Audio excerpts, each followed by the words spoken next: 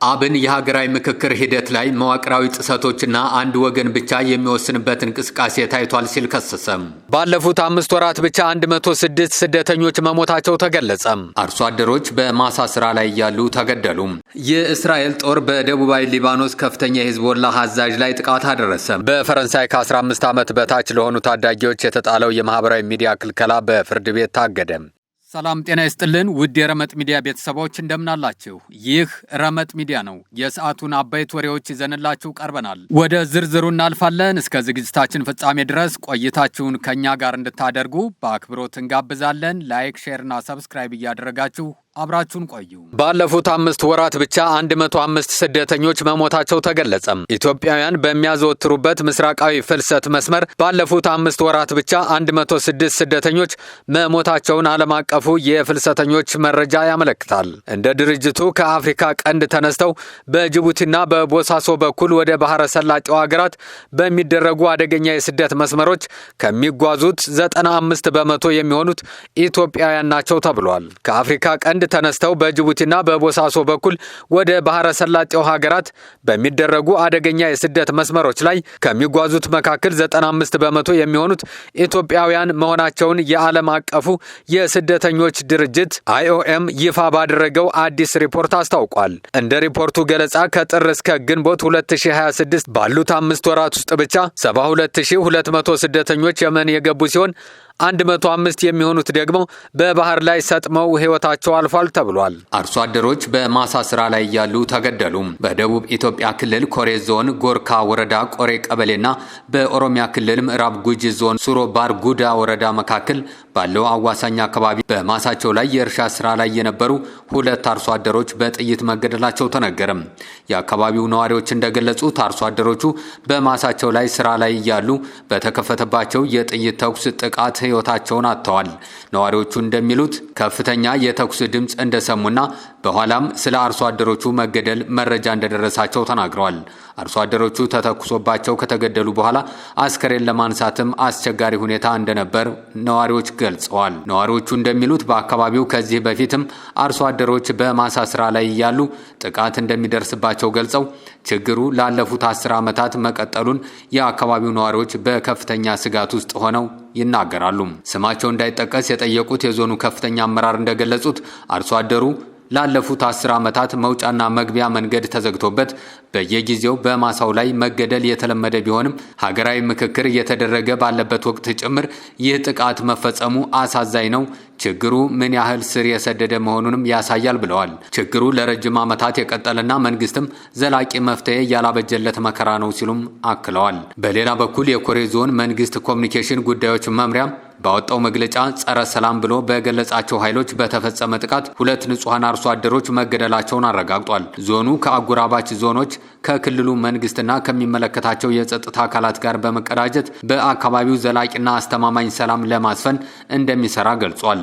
የነዋሪዎችን ደህንነት ለማረጋገጥ የተጀመሩ ጥረቶችም እንደሚቀጥሉ አስታውቋል። መምሪያው በተጨማሪም ህዝቡ በክስተቱ ሳይደናገጥ አካባቢውን በንቃት እየጠበቀ መደበኛ የዕለት ተዕለት እንቅስቃሴውን እንዲቀጥል ጠይቋል።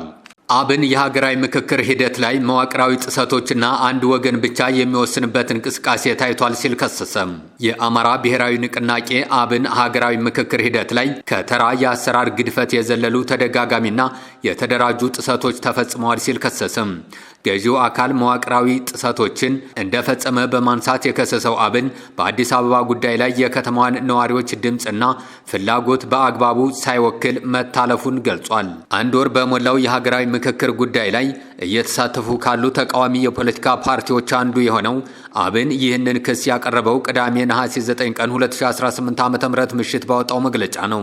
ፓርቲው በምክክር ሂደቱ ላይ ታይተዋል ያላቸውን መዋቅራዊ ግድፈቶችና የመርህ ጥሰቶችን በጥልቀት መገምገሙን አስታውቋል። ፓርቲው በሂደቱ ውስጥ የታየው ሁኔታ ከተራ አሰራር ግድፈት ወይም ከመደበኛ የፖለቲካ ልዩነት የዘለለ ሆኖ አግኝተነዋል ሲል በግምገማ የደረሰበትን ድምዳሜ ገልጿል። በሂደቱ ላይ የተፈጸሙት ተደጋጋሚና የተደራጁ ጥፋቶች የሀገራዊ ምክክሩ ተአማኒነት፣ አካታችነት፣ ገለልተኝነትና ፍትሐዊነት ጥያቄ ውስጥ የሚገቡ እንደሆኑም ገልጿል። አብን ምክክር ላይ ለታዩት መዋቅራዊ ጥሰቶች፣ ጫናዎችና ወገንተኛ አካሄዶች ተጠያቂ ያደረገው ገዢውን አካል ነው። መንግስታዊ መዋቅሮችን የአንድን ቡድን ፍላጎት ማስፈጸሚያነት የመዋል ጥረት እንደሚደረግ በስፋት አስተውለናል ሲል በመግለጫው አስፍሯል። በገዢው አካል ተፈጽመዋል የተባሉት እነዚህ ድርጊቶች ሂደቱ የሚጠበቅበትን ያህል ውጤታማ እንዳይሆን ከፍተኛ ስጋት መደቀናቸውንም አስረድተዋል። አብን ይህንን ያለው ወደ ፍጻሜው እንደደረሰ ባለው የሀገራዊ ምክክር ሂደት በአጀንዳነት የቀረቡት 8 ጉዳዮች ላይ የተፈጠሩ አለመግባባቶች ተካረው በታዩበት ወቅት ነው። በተለይም የአዲስ አበባ ጉዳይ ለምክክር የቀረበበት የፌዴራል ከተሞችን የተመለከተው አጀንዳ በተቃራኒ ወገኖች ከተሰለፉ አካላት የተለያዩ ሀሳቦች ሲሰነዘሩበት ቆይተዋል። የአዲስ አበባ ህጋዊ አቋም እንዲሁም ከኦሮሚያ ክልል ጋር የሚኖራትን ግንኙነት የተመለከቱ አማራጮች በቀረቡበት ወቅት ጫና ታይቷል የሚሉ ክሶችም ከተሳታፊዎች ቀርበዋል ነው የተባለው። የሀገራዊ ምክክር ኮሚሽን ምክትል ዋና ኮሚሽነር ሂሩት ገብረስላሴ እንደ ሀገር ግንባታና የመንግስት አደረጃጀት ባሉ ብዙዎቹ አጀንዳዎች ላይ ጠንከር ያሉ ምክክሮች የነበሩ ቢሆንም የፌዴራል ከተሞች ጉዳይ ላይ ጠንከር ያሉ አቋሞች መታየታቸውን አርብ ነሐሴ 8 ቀን ከብሔራዊ ቴሌቪዥን ጣቢያ ጋር ባደረጉት ቆይታ ተናግረዋል። በምክክሩ ላይ ጫና ስለመኖሩ ጥያቄ የቀረበላቸው ምክትል ዋና ኮሚሽነሯ በዚህ ሂደት ውስጥ ከውጭም ሆነ ከውስጥ ምንም አይነት ተጽዕኖ ሳይደረግ ነው እዚህ የደረስነው ብለዋል። ተጽዕኖ አለመኖሩም ስራችንን የፈተሹ ፖለቲከኞች፣ ሲቪክ ማህበራት እንዲሁም የውጭ ሰዎችም አይተውታል በማለት ምላሽ ሰጥተዋል። የእስራኤል ጦር በደቡባዊ ሊባኖስ ከፍተኛ የሂዝቦላህ አዛዥ ላይ ጥቃት አደረሰ። የእስራኤል ጦር በደቡባዊ ሊባኖስ በዋናው ሂዝቦላህ መስሪያ ቤት ላይ በፈጸመው ጥቃት የቡድኑን ከፍተኛ አዛዥ የነበሩትን አቡ ሐሰን አላን መግደሉን አስታውቋል። ሂዝቦላህ ግን ለእስራኤል መግለጫ የሰጠው ምላሽ የለም። የእስራኤል ጠቅላይ ሚኒስትር ቤንያሚን ኔታንያሁ በትናንትናው ዕለት በድንበር አቅራቢያ ሂዝቦላህ ባደረሰው ጥቃት 3 የእስራኤል ወታደሮች በከፍተኛ ደረጃ ጉዳት ደርሶባቸዋል ብለዋል። የእስራኤል ጦር የሂዝቦላህ ከፍተኛ አዛዥ የነበሩትን አቡ ሐሰን አላን መግደሉም የቀጠናውን ሰላም ለማረጋገጥ የተደረገ መሆኑም ተጠቁሟል። በፈረንሳይ ከ15 ዓመት በታች ለሆኑ ታዳጊዎች የተጣለው የማህበራዊ ሚዲያ ክልከላ በፍርድ ቤት ታገደ።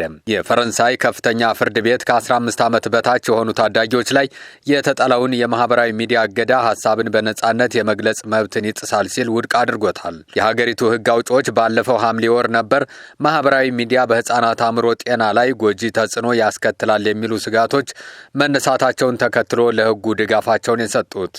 ይህም ፈረንሳይ ታዳጊዎች ማህበራዊ ሚዲያን እንዳይጠቀሙ በመከልከል የመጀመሪያው አውሮፓዊት ሀገር ያደርጋታል ተብሎ ይጠበቅ ነበር። ሆኖም አርብ ዕለት የህገ መንግስታዊ ፍርድ ቤት ባስተላለፈው ውሳኔ ፕሬዚዳንት ኢማኑኤል ማክሮን ከመስከረም ጀምሮ ደረጃ በደረጃ እንደሚተገበር ቃል የገቡትን እገዳ ውድቅ ያደረገው። ፕሬዚዳንቱ ለፍርድ ቤቱ ውሳኔ ምላሽ የሰጡ ሲሆን ጠቅላይ ሚኒስትር ሴባስቲያን ሌኮርኑን የምክር ቤቱን ሁሉንም ነጥቦች ግምት ውስጥ የሚያስገባ አዲስ ረቂቅ እንዲያዘጋጁ ጠይቀዋል።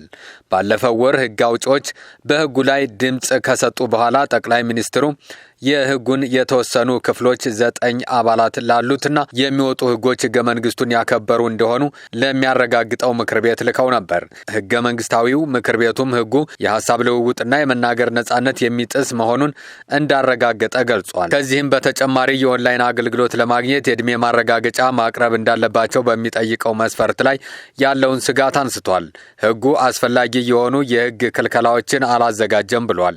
የፕሬዝዳንት ማክሮን ቢሮ በበኩሉ ፍርድ ቤቱ ውሳኔውን ካሳለፈ በኋላ መንግስት አዲስ ረቂቅ ለማዘጋጀት በሚቻለው ፍጥነት እንደሚሰራ ጠቅሶ ፕሬዝዳንቱ ማሻሻያውን በ2027 መጀመሪያ ላይ ተግባራዊ ለማድረግ ቁርጠኛ መሆናቸውን ገልጸዋል።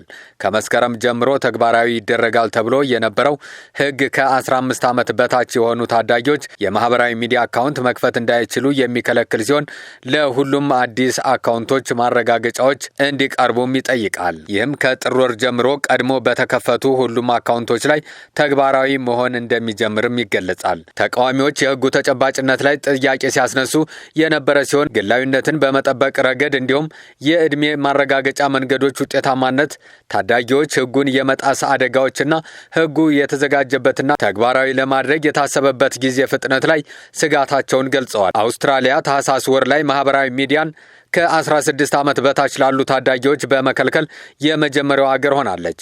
ሆኖም በርካቶች አሁንም የማህበራዊ ሚዲያ መድረኮችን መጠቀማቸውን እንደቀጠሉ በስፋት ይነገራል። ባለፉት ጥቂት ወራት ውስጥም ታዳጊዎች ማህበራዊ ሚዲያ እንዳይጠቀሙ የሚከለክል ሕግ በአውሮፓ እየተስፋፋ መጥቷል። ግንቦት ወር ላይ የአውሮፓ ህብረት ኮሚሽን ፕሬዚዳንት ኡርሱላ ቮንደርሌን በህብረቱ አባል ሀገራት ውስጥ ላሉ ታዳጊዎች ማህበራዊ ሚዲያን ማዘግየት የሚል ሀሳብ ያቀረቡ ሲሆን አዲስ ሕግ በወራት ውስጥ ሊወጣ እንደሚችልም ተናግረዋል። በዩናይትድ ኪንግደምም የቀድሞው ጠቅላይ ሚኒስትር ሰር ኬር ስታርመር ከ16 ዓመት በታች የሆኑ ህጻናት ከጥር 2027 ጀምሮ ማህበራዊ ሚዲያ መጠቀምን እንደሚከለክሉ ሰኔ ወር ላይ አስታውቀው ነበር። ከኢራን ጋር ያለው ግጭት እየተባባሰ ባለበት በአሁኑ ሰዓት የአሜሪካው ፕሬዝዳንት ዶናልድ ትራምፕ ኢራን ከተሸነፈች በኋላ ሆርሙዝ የአሜሪካ ግዛት ይሆናል ሲሉ ተናገሩ። አርብ ዕለት በኒውዮርክ ለደጋፊዎቻቸው ንግግር ያደረጉት ዶናልድ ትራምፕ አሜሪካ በቅርቡ ለዓለም የነዳጅ ተፈጥሮ ጋዝና የማዳበሪያ አቅርቦት ወሳኝ የሆነውን የሆርሙዝ ወሽመጥ የግዛቷ አካል እንደምታደርገው ገልጸዋል።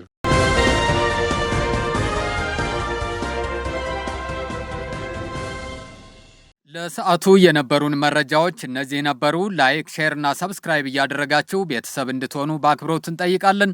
አብራችሁን ስለቆያችሁ ከልብ እናመሰግናለን። ጤና ይስጥልን።